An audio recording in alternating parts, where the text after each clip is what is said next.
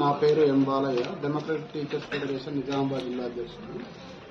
22వ తారీఖున భీమ్గల్ మండల్ లింగాపూర్ చౌత్లో జరిగే అంబేద్కర్ విగ్రహావిష్కరణ కార్యక్రమానికి ఉన్నత విద్యా మండలి పూర్వాధ్యక్షులు డాక్టర్ ఆర్ లింబాద్రి గారు, అలాగే ఉస్మానియా విశ్వవిద్యాలయం ప్రధానాచార్యులు చింతకింది కాసిం గారు, అట్లాగే తెలంగాణ యూనివర్సిటీ ప్రొఫెసర్ పున్నయ్య గారు హాజరవుతున్నారు. కాబట్టి దీంతో పాటు బహుజన యుద్ధ నౌక ఏపూరు సోమన్న గారిచే ఆటపాట కార్యక్రమాలు ఉన్నాయి. కాబట్టి ఆ రోజు అంబేద్కర్ ఆలోచన విధానం మీద విస్తృతంగా చర్చ ఉంటుంది. కాబట్టి అలాగే విగ్రహావిష్కరణ కార్యక్రమం సాయంత్రం 4 గంటలకు ఉంటుంది. కాబట్టి ఈ ప్రాంత ప్రజలందరూ, ముఖ్యంగా విద్యావంతులు, యువకులు, మేధావులు, సబ్బండ వర్గ ప్రజలందరూ కూడా పాల్గొనాలని, అట్లాగే అంబేద్కర్ వాదులు పెద్ద ఎత్తున పాల్గొని ఈ కార్యక్రమాన్ని విజయవంతం చేయవలసిందిగా విజ్ఞప్తి చేస్తున్నాం.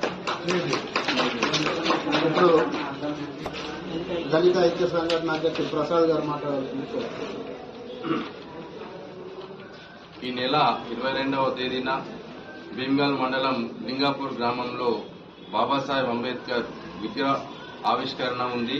మరి భీమ్గల్ పట్టణం మరియు ఆర్మూర్ డివిజన్ పరిధిలోని ఉన్నటువంటి దళిత బహుజన సోదరులందరూ ఈ కార్యక్రమానికి హాజరు కావాల్సిందిగా మనవి. మరి ఇంత పెద్ద ఈ కార్యక్రమానికి గొప్ప గొప్ప వక్తలు వస్తున్నారు. మన ప్రాంతవాసి అయినటువంటి మరి ప్రొఫెసర్ లింబాద్రి గారు, మరియు ఉస్మానియా యూనివర్సిటీ ప్రొఫెసర్ మరి ఛాన్సలర్ అయినటువంటి మరి కాసిం గారు, మరియు మన తెలంగాణ యూనివర్సిటీ వైస్ ఛాన్సలర్ తను గారు, మరి వీళ్ళంతా గొప్ప గొప్ప వక్తలు వస్తున్నారు.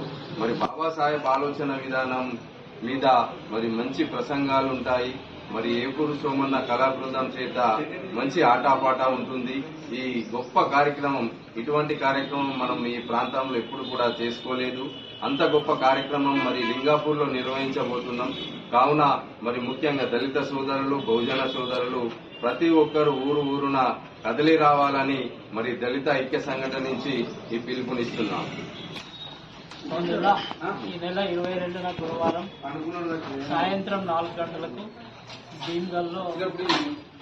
భీమ్గల్ మండలం లింగాపూర్ గ్రామంలో అంబేద్కర్ విగ్రహ ఆవిష్కరణ కార్యక్రమం ఉంది. ఈ కార్యక్రమానికి పెద్దలు ప్రొఫెసర్ లింబాద్రి సార్ గారు, కాసిం సార్ గారు, తర్వాత పున్నయ్య సార్ గారు హాజరవుతున్నారు.